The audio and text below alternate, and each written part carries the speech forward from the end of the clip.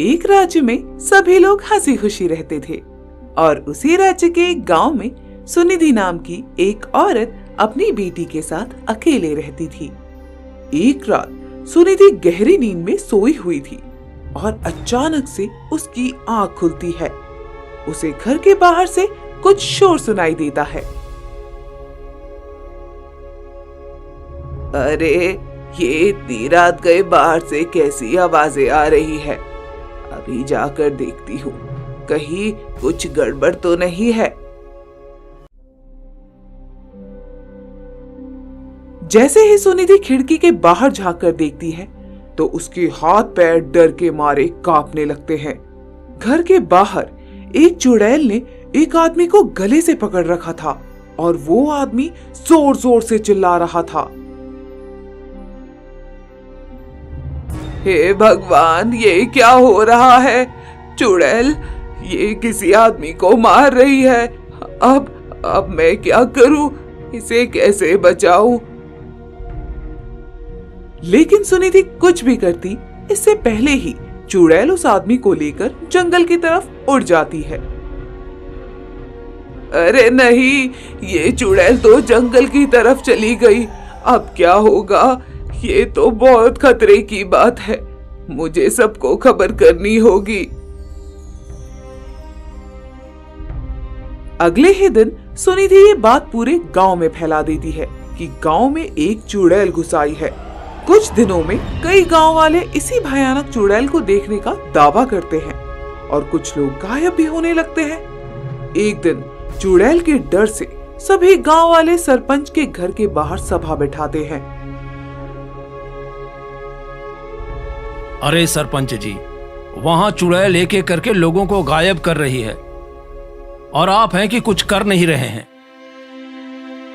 हाँ सरपंच जी, ऐसे कैसे काम चलेगा भला? कुछ तो करिए। गांव वालों, मैं मानता हूँ कि गांव में इस चुड़ैल का खौफ बढ़ गया है, मगर आप ही बताइए इसमें मैं क्या कर सकता हूँ?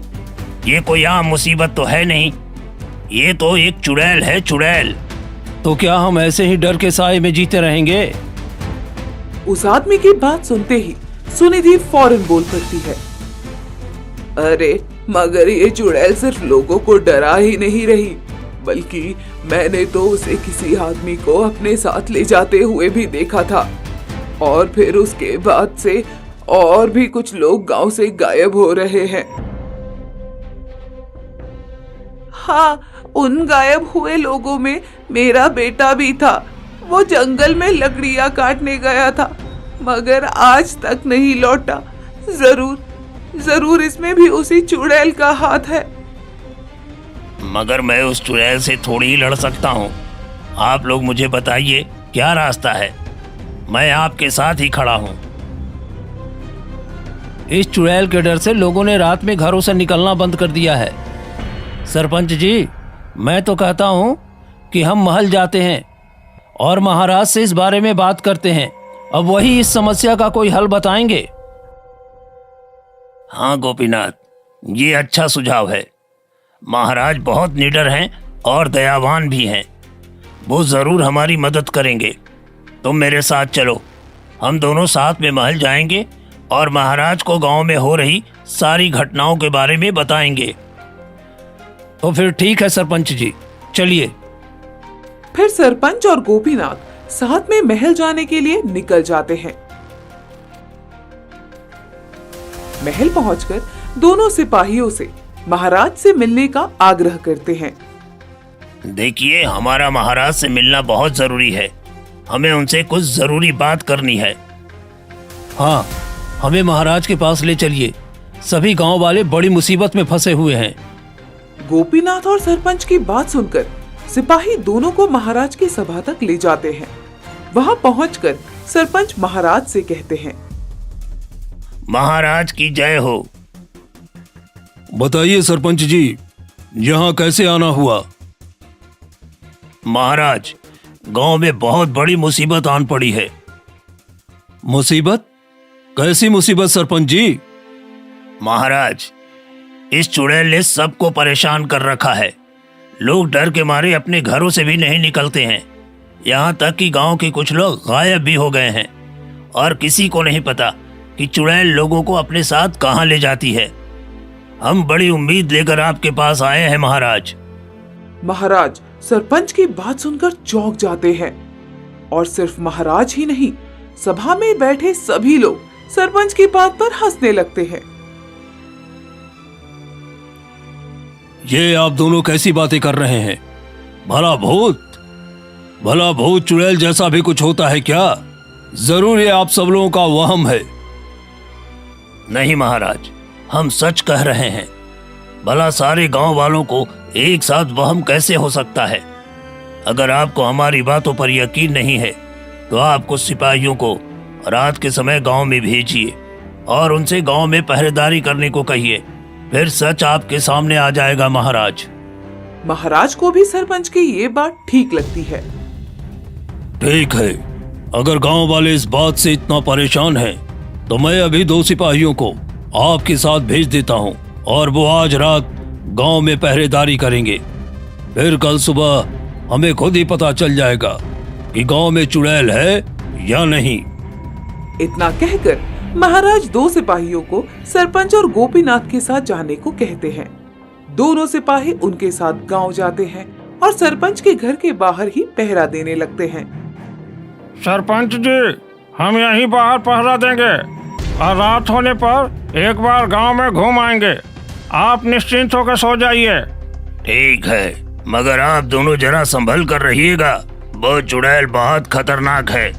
आपको अगर वो दिखे तो उससे दूर भाग जाइएगा, उससे लड़ने मत लगिएगा। अरे सरपंच जी, आप चिंता मत करिए। हम लोग महाराज के सबसे बहादुर सिपाही हैं। हाँ, चुड़ैल हमारे सामने आ भी गई तब भी हम उससे नहीं डरेंगे। दोनों सिपाही निडर होकर गांव का चक्कर काटने लगते हैं। उन्हें पूरा यकीन था कि भूत जैसा कुछ नहीं होता। आधी रात बीत जाने पर दोनों थक कर एक पेड़ के नीचे बैठ जाते हैं। साथी, तो मुझे बड़ी तेज नींद आ रही है।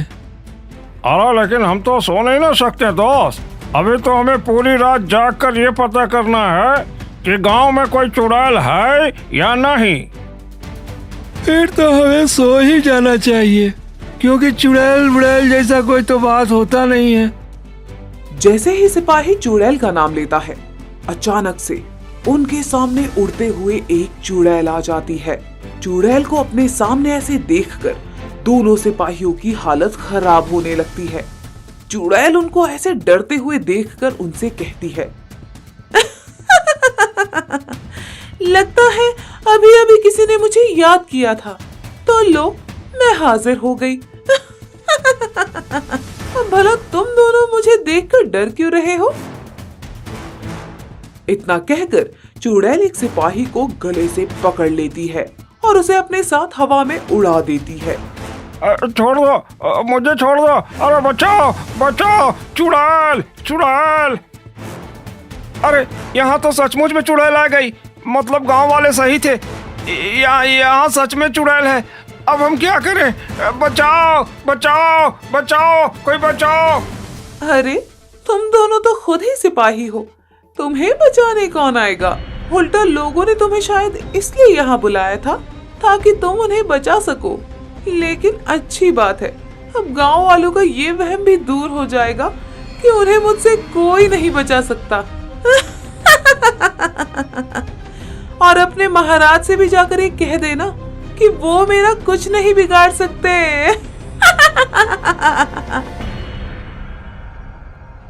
इतना कहकर चुड़ैल एक सिपाही को अपने साथ हवा में उड़ाकर जंगल की तरफ ले जाती है और ये सब देखकर दूसरा सिपाही तो बेहोश ही हो जाता है।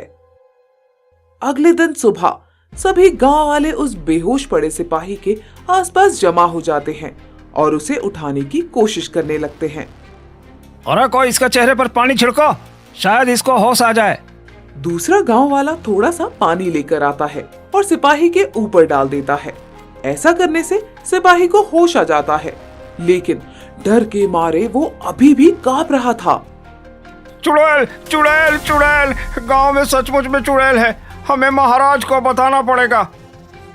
हो गया यकीन आप लोगों को? मैं तो पहले ही कहा था।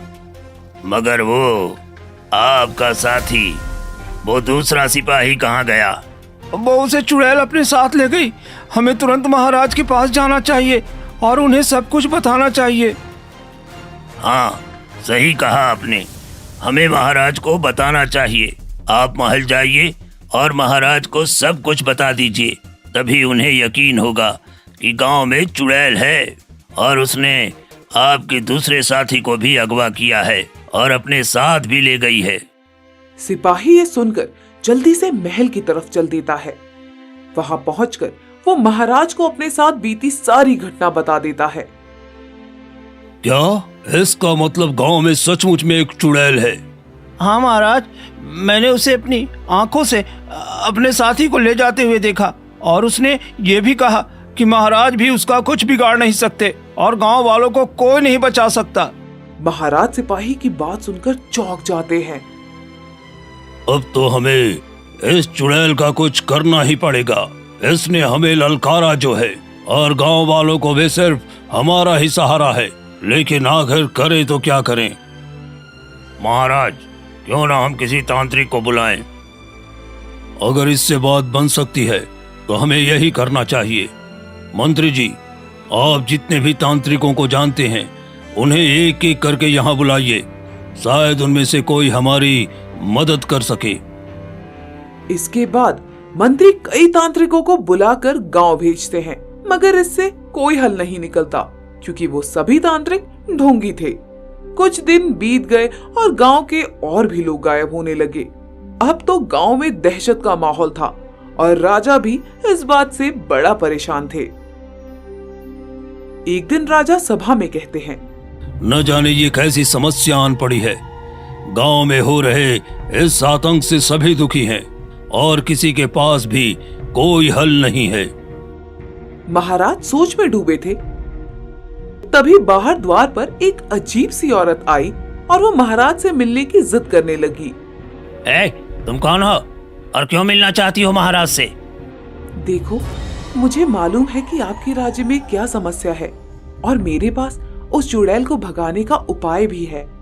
बस अपने महाराज तक ये खबर पहुंचा दें, फिर वो मुझे खुद ही अंदर बुला लेंगे। ये सुनकर सिपाही भागे भागे जाते हैं और महाराज को सारी बातें बताते हैं। महाराज भी जल्दी से उस औरत को सभा में बुलवा लेते हैं। महाराज शंका करते हुए औरत से कहते हैं, क्या तुम सच कहती हो कि तुम्हारे पास उस चुड़ैल को भगाने का उपाय है? कहीं ये ढोंग तो नहीं है ना? हम पहले भी ऐसे ढोंगियों से मिल चुके हैं। नहीं महाराज, ये कोई ढोंग नहीं है। मैं सच में उस चुड़ैल को गांव से हमेशा के लिए भगा सकती हूँ। अगर मेरी बात झूठ निकली तो आप मुझे मृत्यु दंड भी दे सकते हैं। मैं उफ तक नहीं करूंगी।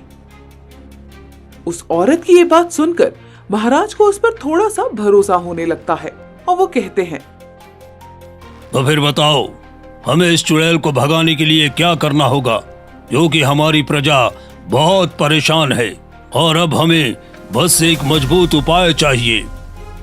महाराज, सबसे पहले तो आपको मेरे साथ जंगल में चलना होगा, वो भी एकदम अकेले।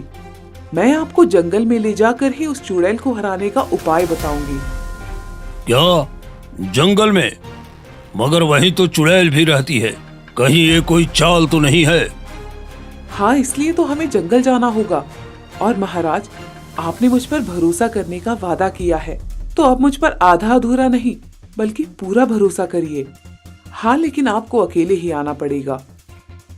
औरत के इतना कहने पर महाराज के पास भी कोई और रास्ता नहीं बचता। ठीक है, चलिए, हम अभी जंगल जाएंगे, मगर ध्यान रहे, किसी भी तरह की धोखेबाजी की सजा मृत्यु दंड होगा। महाराज का ये फैसला सुनकर सभा के सारे लोग चौंक जाते हैं, क्योंकि उन्हें महाराज की चिंता थी और महाराज का अकेले जंगल में चुड़ैल के पास जाना भी सुरक्षित नहीं था। मगर महाराज, आपका ऐसे अकेले जंगल में जाना सुरक्षित नहीं है। आपको सिपाहियों को अपने साथ क्यों नहीं ले जाते? महाराज मंत्री की इस बात का कुछ उत्तर देते उससे पहले ही वो औरत बोल पड़ती है। नहीं, महाराज जाएंगे तो अकेले ही, वरना मैं यहाँ से चली जाती हूँ। मुझे आपकी मदद ही नहीं करनी। वैसे भी ये मेरी मुसीबत तो नहीं है। नहीं नहीं, रुकिए, आप कहीं मत जाइए। मैं आपके साथ अकेले ही चलूंगा और ये मेरा आदेश है। अब तो महाराज के आदेश के आगे सभा का कोई भी व्यक्ति कुछ नहीं बोल पाता। फिर महाराज उस औरत के साथ अकेले ही जंगल की तरफ चल देते हैं।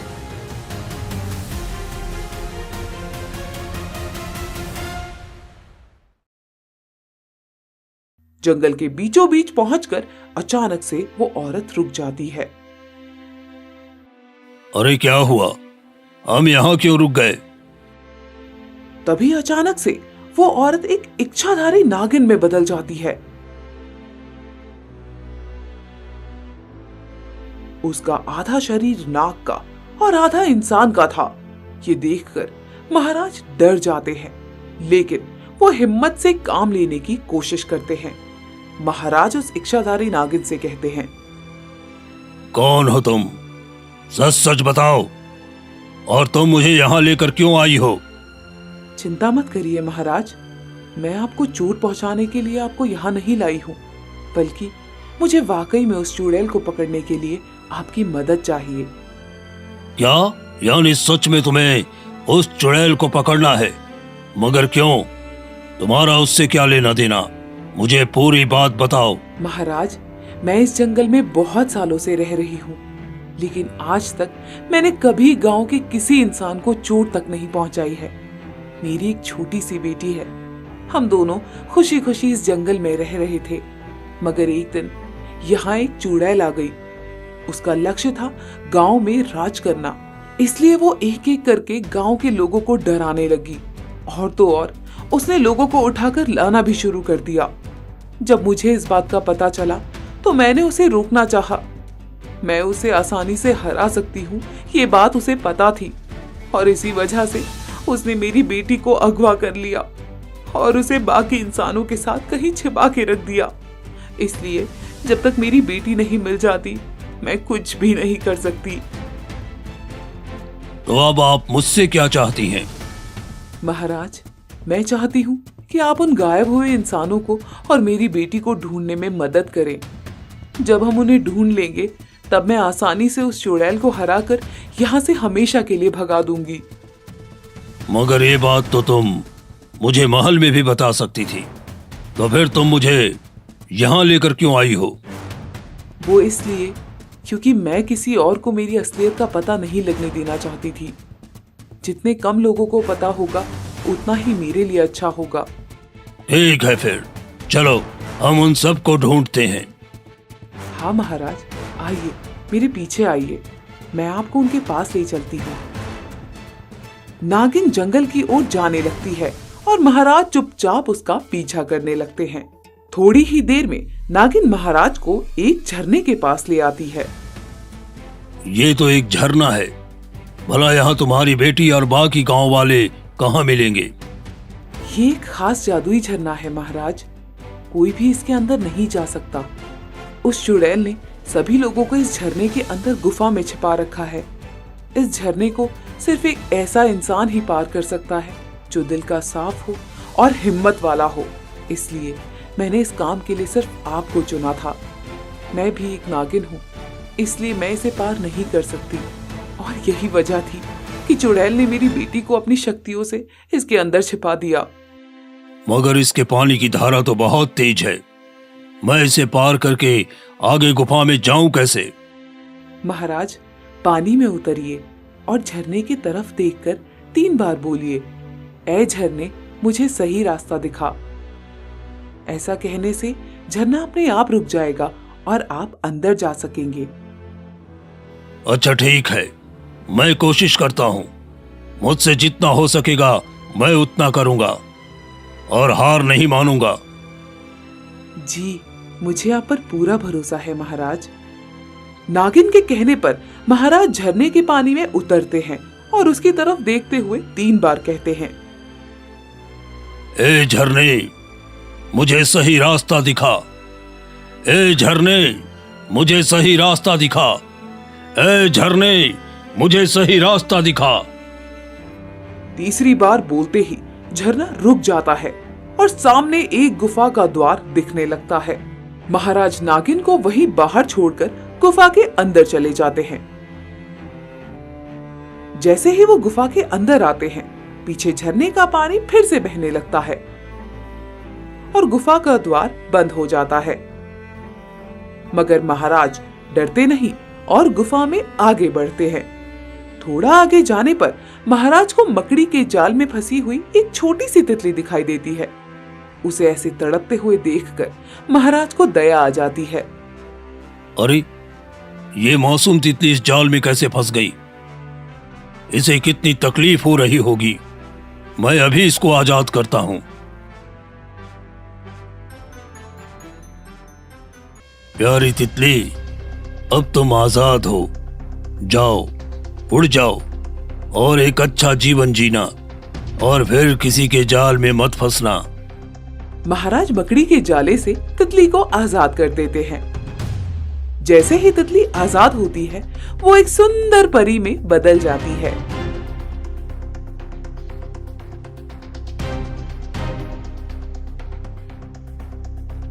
धन्यवाद महाराज, आपने मुझे आजाद कर दिया। मैं इस जादुई झरने की रक्षक हूँ। उस चुड़ैल ने मुझे इस जाल में कैद कर दिया था और फिर गुफा में लोगों को छिपाया। अब आप जाकर उन लोगों को भी आजाद कर सकते हैं। मैं आपकी मदद करूंगी। महाराज परी के साथ आगे चल देते हैं और थोड़ी ही देर में उन्हें गांव के सभी लोग मिल जाते हैं। उन सब के साथ नागिन की छोटी सी बेटी भी थी और हर कोई बेहोश था। परी अपने जादू से सबको होश में ले आती है।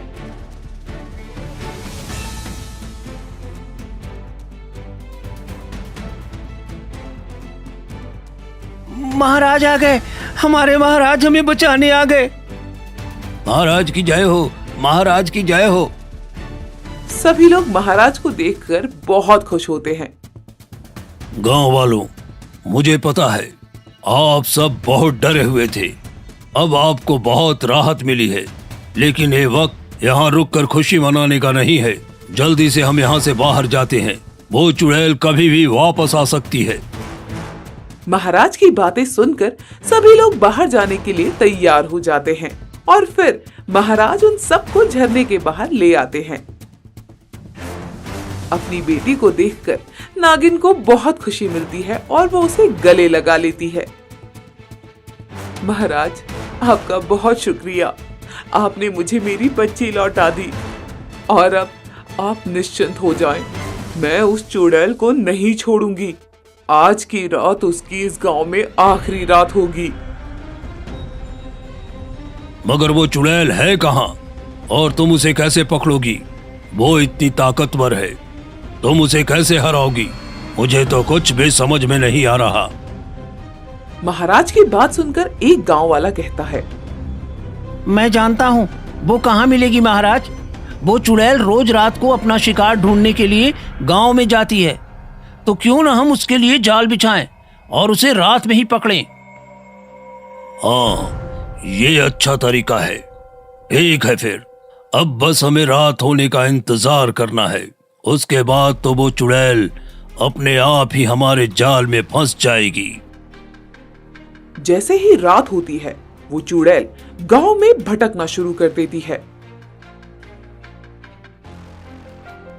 उसे इस बात का अंदाजा भी नहीं था कि जिन लोगों को उसने कैद करके रखा था, वो सब अब आजाद हो चुके हैं।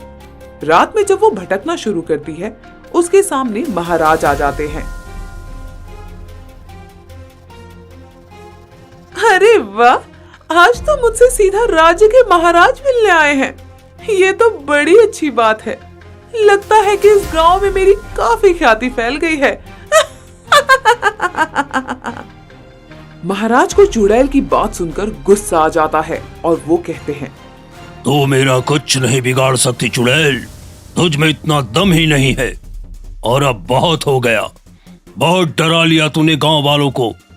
अब तुझे ये राज छोड़कर जाना ही पड़ेगा, वरना। चुड़ैल महाराज की धमकी से डरती नहीं, बल्कि उन्हें उल्टा जवाब देती है। वरना वरना क्या करेंगे महाराज? मुझे बंदी बना लेंगे, कारागार में डाल देंगे। अरे मैं चुड़ैल हूँ, चुड़ैल, कोई चोर डाकू नहीं जो आप मुझे सजा देंगे। मैं चाहूं तो चुटकियों में आपको गायब कर सकती हूँ। जैसे ही चुड़ैल ये कहती है, उसके सामने इच्छाधारी नागिन आ जाती है। नागिन को देखकर तो चुड़ैल के पैरों तले जमीन ही खिसक जाती है। क्या हुआ, डर गई क्या? और गायब तो तुझे अब मैं करूंगी चुड़ैल। तू यहाँ क्या कर रही है? चुपचाप चली जा यहाँ से। याद नहीं, तेरी बेटी मेरे कब्जे में है। लगता है कि तुझे उसकी जान बिल्कुल प्यारी नहीं है। नहीं पागल चुड़ैल, मेरी बेटी को मैंने और महाराज ने मिलकर तेरे कैद से आजाद कर लिया है और अब तेरी खैर नहीं। इतना कहकर नागिन चुड़ैल को अपनी पूंछ में जकड़ लेती है और उसे गोल गोल घुमाने लगती है। सभी गांव वाले बड़ी हैरत से ये नजारा देख रहे होते हैं। बचाओ, बचाओ, छोड़ दो मुझे, छोड़ दो।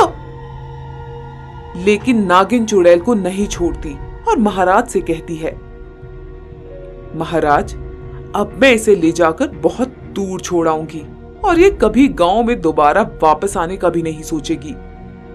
आप अब निश्चिंत होकर जा सकते हैं। तुम्हारा बहुत बहुत शुक्रिया नागिन। हम सब तुम्हारा ये एहसान कभी नहीं भूलेंगे। तुमने हमें इस भयानक चुड़ैल से बचा लिया, वरना हमारा गांव तो बर्बाद ही हो जाता। नहीं नहीं महाराज, आपने मेरी बच्ची को बचाया है, इसलिए ये सब मुमकिन हुआ है।